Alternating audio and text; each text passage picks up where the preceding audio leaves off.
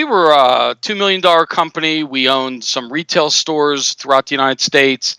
We started getting into appliances. We were very fortunate. My mentor was Jack Eckert.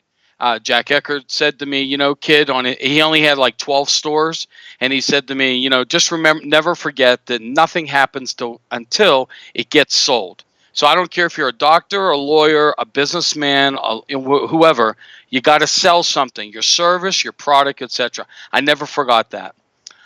Maybe a better lesson I learned from my friend that helped start a little company called Conair, Lee Rizzuto.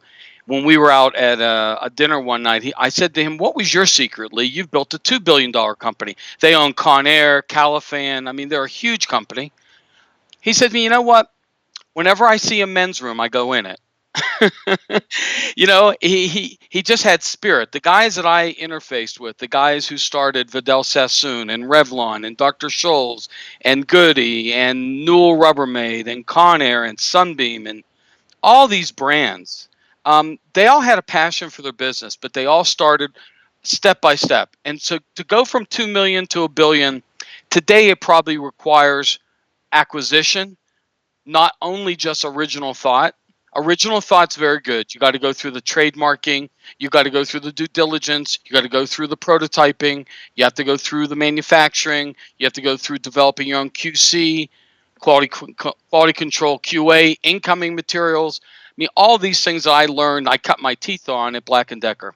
So, but now to really get that big leap, you kind of have to partner up and try to find an acquisition that fits well with you. You partner up with people that you can trust.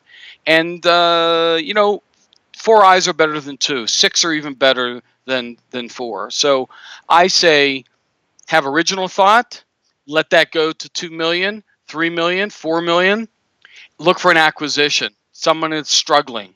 Go to someone that's struggling and see, how can I help you? You've worked as hard as I have.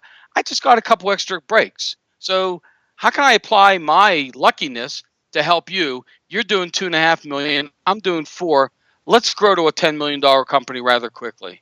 And I will tell you that the 4 named companies did exactly that. Conair was stuck at 700,000. They said, how do we grow? They bought Califan, an $800 million company. So they knew how to grow. And all these companies know how to grow, not just through original thought, but through acquisition. So when you say acquisition, this is actually really interesting, because is the goal then just really distribution is the way to go higher? Or is it because you were saying that Black & Decker was ultimately really retail first, and then you started looking at kind of, new products and really distribution across the board through acquisition even. But is the goal then to, I guess the way you go from $1 million company to $1 billion prospect company that eventually can go past that, is to really just create a really good distribution channel regardless if it's through acquisition or not? There's no question about it, but you have to look at the change of the distribution channel. In your own mind, and all you listeners out there must understand one thing. Even if you're 25 years old, or 35, 45, 55, I don't care where you're at. Think of the retail stores that you knew of that you no longer know of. The distribution model has gotten smaller and smaller and smaller, and it's going to get smaller. I mean, I think I'm pretty close with the guys at Sears and Kmart. They're on credit hold in some areas. I mean, they've got some issues. They're a real estate company. I mean, Eddie, the founder of the company, he says, "Look, David, I'm a real estate guy. I don't know the hell about toasters and blenders and clothing. I'm a real estate guy." That's where he came out of. So I expect some changes there. That being said, it makes the field of distribution that much even tighter. Yes. I mean, people say, well, how'd you do at Walmart? Well, people say they're the toughest, they're the worst, they're the easiest. They are the easiest retailer to get to. Why? Because they have a learning tree, they have a decision tree, and they have a process. You follow the process. Yeah, I mean, having some of my people that live in Bentonville tends to help. I understand that. But you are not excluded. You want to call on Target, QVC, HSN, you want to get to those retailers? No problem. You want to get the Best Buy? No problem. You want to get to linens and things? They're gone. You got to go to Bed Bath. Bed Bath's pretty good. So the distribution channel has changed. So you need to realize your distribution channel doesn't have to be a hard retailer. It can be launched through Amazon. It can be launched on HSN. You can buy some airtime at QVC. You can do a lot of things to, to upstart your company. So let's assume someone has a really good company and they're small. When I say small, they're $1 million or $1.5 million company, and they're selling a product and the product quality is there, but the exposure really isn't. And they decide, what, distribution is the way to go. We need to get into more retail space or even partners and so on and so forth. They can't afford to buy another company. So the next step is, how do we get into stores? What recommendation do you have for someone in terms of what process should they kind of self-reflect on before even thinking they should be in a store? Very good. Great question. First of all, like, we probably get 2 or 3 projects a week of guys, gals sending me and our company in Western Florida. They send us samples. I mean, we don't allow people to send us samples until we sign off on an NDA, and unfortunately, our background's law. So what we have to do is run conflicts to make sure that they send us a great product, but another client doesn't already have something that conflicts with that. So we're very careful about that. Although um, entrepreneurs, I love talking to them. I'll take their calls all day long because I was one and I still am one. I don't care how old I'll get. You got to have the idea of being tenacious. You got to get out there. You got to play with the napkins. Here's the fallacy. You said they have a really good product. Well, tell me what defines a really good product. Have they done a pricing matrix to not just the U.S. marketplace, but the international marketplace? Because I suggest to you that if you're not considering the international market first, in many regards, more so than the U.S. marketplace, just because it's close, is a fallacy.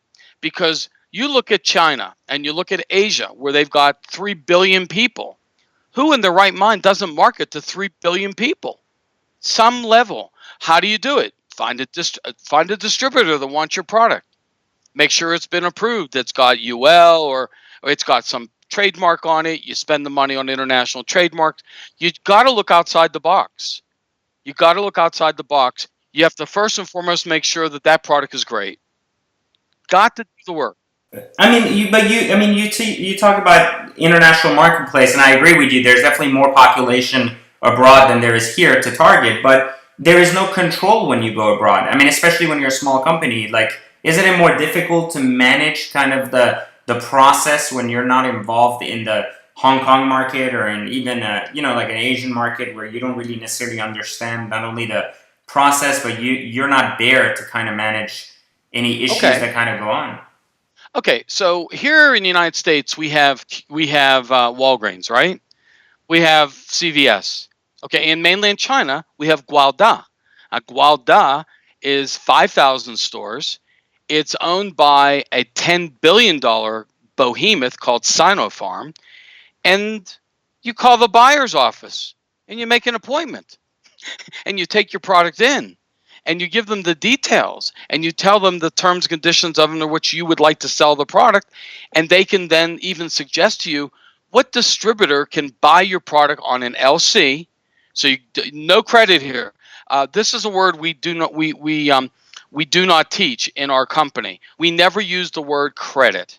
Everything we do is with payments upfront or payments when product is completed. So we don't offer credit. None of our clients offer credit whatsoever. And so I would urge your entrepreneurs out there not to give away the house. Stand firm with their idea, stand firm with their tenacity. Do the marketing work. I think that's a number one thing. You need to know the matrix of when I walk into a high power meeting at HSN, they know they're going to get a great presentation that's going to give them the matrix cross section of the industry, price points, salient improvements we've made. Where's their money? What's their gross profit look like? Assurance that we can produce the products on a timely basis and that we will deliver, you know, uh, and we'll stand behind it if there's a problem. And yes, I've had those phone calls where I've had $1 million problems where buyers have called and said, look, David, I didn't want to bother your vice president. I'm calling you. Your product, the one we loved, ain't moving. It's just not moving. Now I go, okay, well, let's send it back. Well, right now I'm showing $6,300,000 worth of that product. Do you want me to send it all back? So eventually we work out a deal. Okay, send back 3 million. Let's give you a $3 million credit. You'll buy some heaters or some ceiling fans and we'll mix it up. You know what I mean? You have to look at a creative platform to really expand your business. So it's another thing. Being tenacious, do the marketing matrix, which is very, very important, and also understand how to deal with the problems of a business. And that is my number one theme, is address the pink elephant in the rooms. That's number one for us. Do not be afraid to ask the tough questions.